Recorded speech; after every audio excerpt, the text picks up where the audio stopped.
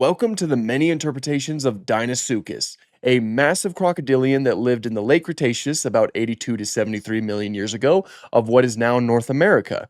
And they are our very first crocodilians in this series, which is always really cool. We keep introducing new elements, which is always really awesome. Really, I'm excited to get into this. So let's get right into it. So, firstly, I'm just going to start off with a few different brief mentions that I'm not going to dive too deep into because they're pretty standard overall. They kind of have like a very basic crocodilian, like mostly alligator look about them. That comes from the Mighty Midor, these fellas right here that might be Deinosuchus, but I'm honestly not too sure, as well as from Dino Boy, which this fella, it might be, but I'm again not too sure. I'll start off with those ones, but we'll get more in depth with the next one. That comes from The Land Before Time. This is Dill. Dill is one of the very few sharp teeth that can actually speak in the Land Before Time franchise, which is a breakthrough. That is absolutely insane. How does she do it? That is absolutely amazing. We need to talk about that. We'll start off with Dill's design though. Overall, she doesn't really look too bad.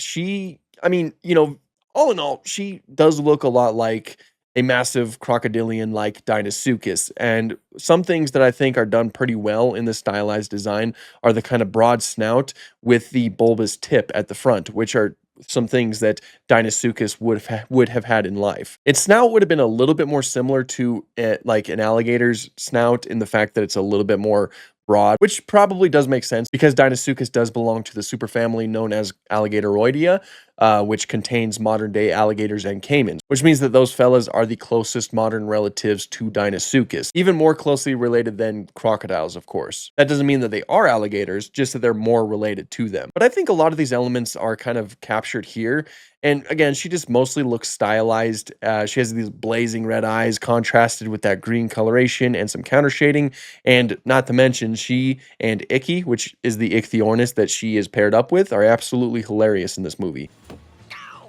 You hit me! I didn't. That's not a bad idea. They make a really funny pair. Of course, Icky, he can see a lot better than Dill can. Dill actually, she's a little bit blind, so she can't see too well. So she relies on Icky to help her find food, which is it's just funny. I like that. It's a fun combo. So I think we're starting off on a good note here. Next up is Lake Placid, which is a movie that I actually used to watch when I was younger. I had it on DVD. I got it because I saw this image right here, and it looked like a Deinosuchus in my mind. I'm not too sure if it actually is Deinosuchus, but I figured I'd include it anyway. It looks a lot like this. It's mostly just a scaled up crocodile. You can definitely tell by that thinner snout with those with the teeth that look a lot more similar to that. So, I mean, all around there's not too much to say, but I will sing the praises for this really cool animatronic. Look at that sucker. Isn't that the coolest thing you've ever seen? I love that. Plus, the CGI really isn't too bad for a movie that I don't think had the largest budget ever. You get to see it ambush a cow, you get to see it ambush a bear.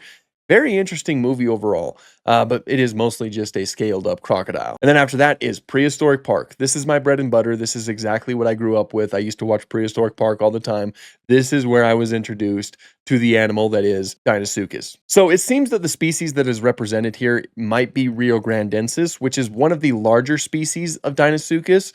Might be the largest, but I'm not too sure on that. It has an estimated length of around 12 to maybe about 15 meters, which is of course really big for an animal like that. Also, I might as well mention the other species that includes D. rugosus, D. schwimmeri, and D. thatcheri. I think I haven't been able to get a clear answer on that. I don't know if it's still a valid species, but I'll mention it anyway. But yeah, I do believe that this one it represents Riograndensis, and despite the fact that that species of Deinosuchus was as huge as current estimates say that it was, it's still oversized here. I think quite significantly. If I remember properly, I think that they say it can reach a length of around 50 feet, which is oversized by at most maybe about 10 feet, at least from our current estimations. Again, of course, it is important to note that Deinosuchus is known from fragmentary remains. So there is a really kind of a lot unknown about this animal. Anyway, let's move on to its design. The design looks pretty cool overall.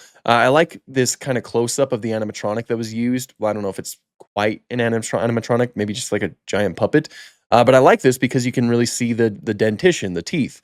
You can see that these back teeth towards the back of the animal's jaw are a little bit shorter and a little bit more rounded, as opposed to the front teeth that are longer and a bit sharper, a little bit more cone shaped. That is pretty accurate to the way that Deinosuchus was in life. It had these smaller, rounder teeth towards the back that were more designed for crushing, and these longer, sharper teeth towards the front that are more designed for piercing, likely for grabbing onto prey. We also see it go after a young Parasaurolophus, which is also likely. It's likely that Deinosuchus would hunt dinosaurs from time to time.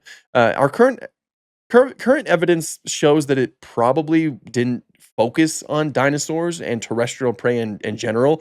For the most part, it seems like Deinosuchus favored turtles. There's been a lot of turtles found in like Deinosuchus coprolites, which is fossilized feces, and a lot of like puncture marks in turtle shells. So it seems that was like a big part of its diet. I'm sure you can include things like fish and things like that.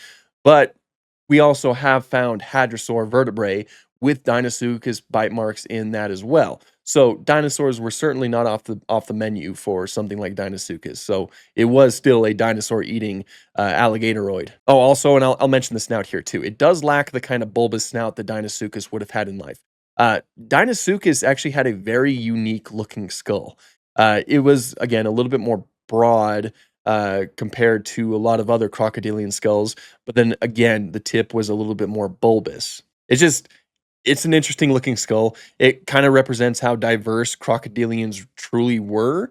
There was a lot of diversity in crocodilians during the Mesozoic. I know that we refer to modern day crocodilians as like living fossils, but that's that's like kind of saying that they didn't really change too much, but they were really diverse back in the day. There was a lot of different types of crocodilians. Oh, also, it does have osteoderms. Osteoderms, that was present on Deinosuchus as well, which are those bones that grow in the skin, or scutes. You can call them scutes as well. Anyway, we'll go ahead and move on to Super Gator. I don't know if this counts. I'm including it though. That also includes Dino Croc versus Super Gator. This fella right here, maybe it's Deinosuchus, maybe it's not. I don't know. But again, more of a green coloration, that broad snout, and these osteoderms that look a lot more like spikes. Very gnarly. Perfect for a movie such as this. I don't know. Go and move on. After that, we have Primeval. Nope, not that Primeval. This Primeval. Of course, this is a lower budget horror movie where a giant crocodilian is the monster of the film.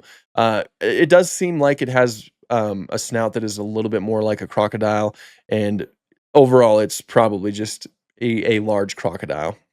That's true for a lot of these. And again, I'm not too sure if it's Deinosuchus. I feel like I've been saying that a lot for a lot of these different depictions, but sometimes it's not too clear. Sometimes I feel like when some filmmakers or, anyone making a project like this, when they want a giant crocodile or croc relative in their movies or shows, they'll take inspiration from something like Deinosuchus, which that does make sense. Deinosuchus was an animal that lived and could possibly reach up to around 12 to 15 meters in length. So that really does fit the build of the kind of animal that you want filling this role. So maybe at best, a lot of these ones, like the one from Primeval, are based off of Deinosuchus, but I'm just not too sure if it is Deinosuchus itself. Then after that, we have Life After Dinosaurs, released in 2009. So we get a few of them that, of course, pull another dinosaur into the water, and they do a death roll here. I didn't mention it for the prehistoric park because I wanted to, I want to spread some things out a little bit more. The death roll is something that is a possibility for Deinosuchus. It does seem like its skeletal structure would support something like that. It does have the strength to do that.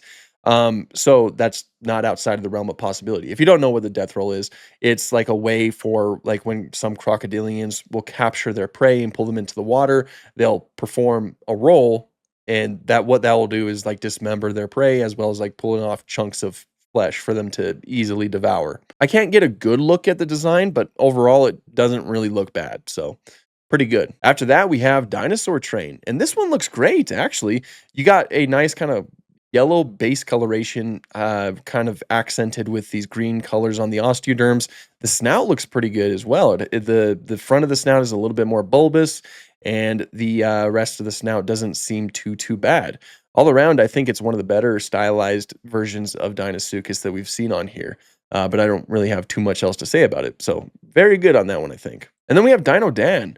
I love the way that this one looks, and actually, this might be this snout looks really good. A little bit more broad, has that more rounded front, and the rest of the body looks pretty decent as well, like properly like a crocodilian body. The colors are also really cool. That's my favorite thing about this one. Look at these colors. You have some brownish red colors down here towards the bottom with greenish, like more turquoise colors towards the top that are spotted in on the scales and on the osteoderms. That looks so cool. I love the way that that looks. In my mind, that's now the standard for Deinosuchus portrayals. Can't meet that. I don't want to see it. But yeah, that one's very good. I do really like that one. Now we have a few Jurassic franchise depictions that show up in video games because, of course, Deinosuchus never actually did show up in the movies. Now I do know that, at least according to the Jurassic Park wiki, Deinosuchus is some of the DNA that went into the Indominus Rex, and I think that's what determined the Indominus Rex's tooth count. Uh, so that's cool. And I do believe that a Deinosuchus skull was supposed to show up in Fallen Kingdom, but it was ultimately cut. So that's the extent of it in the movies. In the games, first we have the Lost World Jurassic Park game where it looks a lot like this. I really dig the colors on it. Looks pretty grounded overall to what we see, but it kind of looks a little bit more iridescent on the snout. Maybe I'm crazy. Snout looks pretty good too. Not too far off from our understanding. It is a little bit more crocodile-like, but ultimately harmless. Not bad. Then moving on from that, we have Jurassic Park Builder, which, I mean, ultimately looks a lot more like a Sarcosuchus, if you ask me. It also seems to lack some osteoderms, which I don't know if we've ever seen a creature that had osteoderms in this. Also, why is it in the cold? I just realized as I'm staring at this image, why is it in the Ice Age section? Deinosuchus lived with the dinosaurs. Deinosuchus lived with the dinosaurs. Did they get it confused with Purosaurus, which lived in the Cenozoic and was a giant caiman? I don't know. I don't know if they did. But anyway, the snout is a little bit more similar to a Sarcosuchus snout. It does have the more bulbous front. Colors are pretty cool too. You got some bluish colors, but yeah, that is a pretty cold environment for our boy there. And moving on from that, we have Jurassic World the game. Um, this looks like Purosaurus. The snout does a little bit more. It's not nearly as thick, like it's not as square, I guess, but it does remind me of that. But you get some nice blue colorations, and once you reach up to level 40, it looks a lot like this with some neon pink, purplish colors on the top that make up the osteoderms, greenish colors, some bluish colors. Yeah, it looks interesting. I didn't even know that it was in this game. Because unfortunately, I don't have it, so I can't talk about it in game. Moving on from that, in Zoo Tycoon, it has a thinner snout overall, similar to a crocodile, and a base green coloration. In Zoo Tycoon 2, they kind of exaggerate the osteoderms a little bit, which looks really interesting. Gives it more of a spiky appearance, especially with those osteoderms that look like have a different color compared to the rest of the animal's body. And it still does possess the thinner snout, which I think it's important to note that for the most part, that was pretty accurate for the time. Most of these that we've seen that have a thinner snout, more crocodile-like snout, I think that was pretty accurate for the time because our idea of this animal has changed with new fossil discoveries, as does with a lot of different extinct animals. And it is still known from fragmentary remains, which is unfortunate, but it is the truth. But yeah, these two are pretty cool. These two are cool stylized versions of them. So yeah, I like them. Okay, so we're getting into the aisle right now. I want to just show you the growth rate, or like the way that the growth works in this game. Isn't that cool? Look how like huge that eye is, and as it slowly morphs into the adult version. It's very awesome.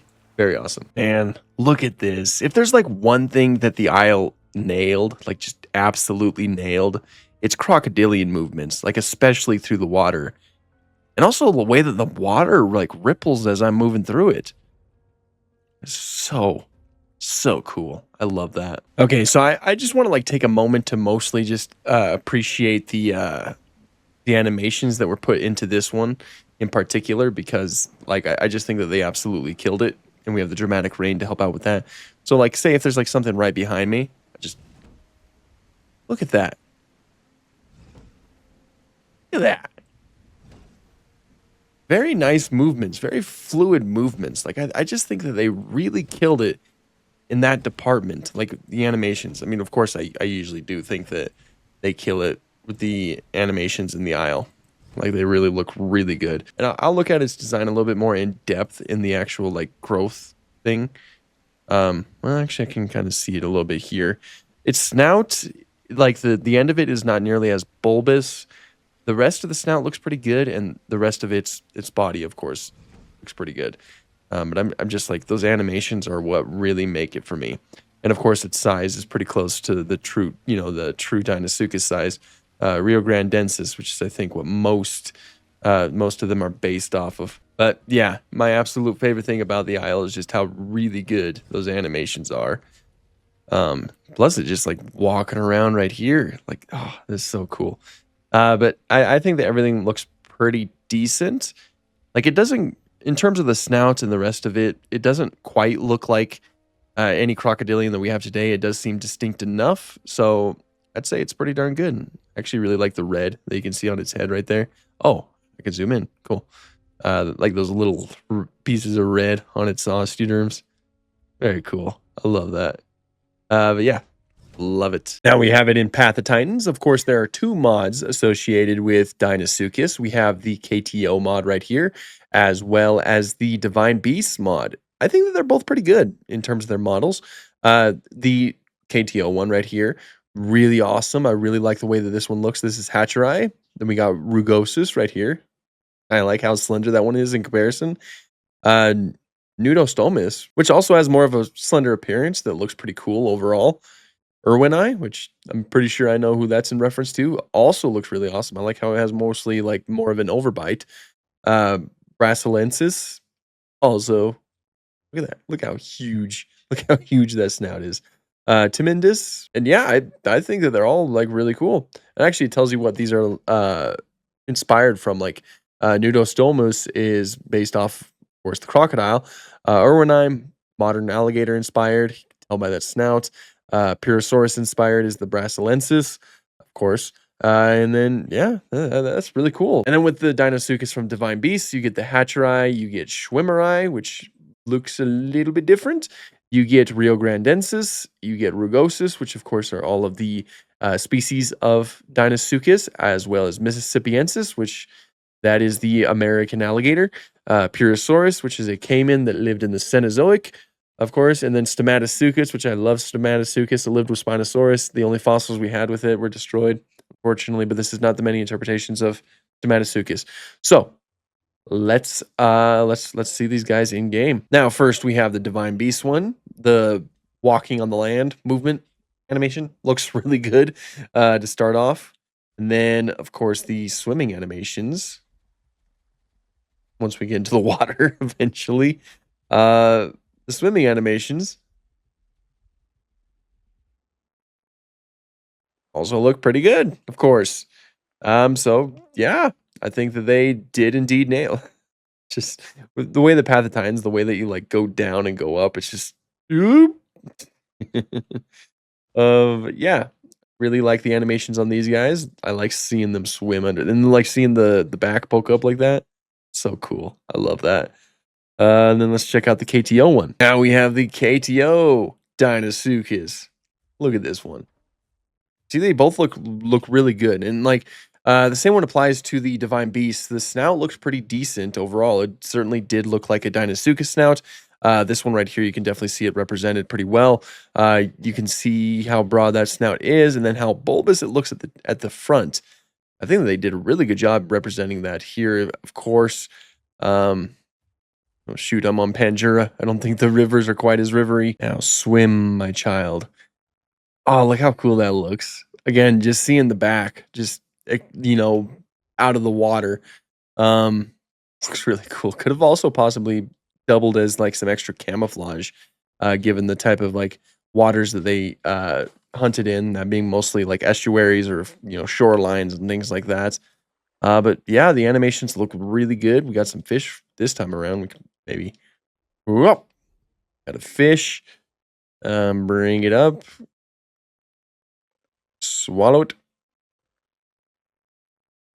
This really does look cool though. Like, look at that. I love just sitting here like that and then just you got the nostrils on top and the eyes, on top of the head, lifting that semi-aquatic lifestyle. But yeah, I think that both did a pretty darn good job at representing the animal.